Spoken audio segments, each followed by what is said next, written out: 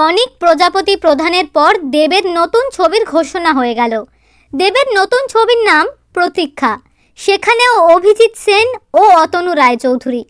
এটা তাদের 4 নম্বর ছবি হতে চলেছে। তবে এটাও একটি পারিবারিক ছবি হতে চলেছে এবং এখানে দ্বিতীয়বার আবারও একসাথে দেখা যাবে মিঠুন চক্রবর্তী ও দেবকে।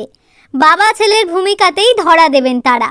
তবে সবচেয়ে বড় চমক, দেবের বিপরীতে দেখা যাবে বাংলাদেশের জনপ্রিয় অভিনেত্রী তাসনিয়া ফারিনকে। এর আগে ওটিটিতে কারাগার, লেডিস অ্যান্ড জেন্টলম্যানের মতো সিরিজে তার অভিনয় দক্ষতা সবাইকে চমকে দিয়েছে। অতনু ঘোষের আরও এক পৃথিবীতেও তাকে দেখা গিয়েছিল।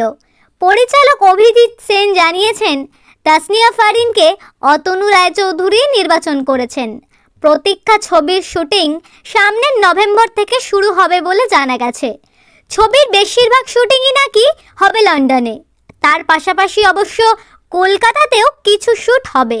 তবে এখনই গল্প নিয়ে কিছু বলতে চান না পরিচালক। দেব আর তাসনিয়ার জুটি কেমন হবে, সবাই তা দেখার প্রতীক্ষায়।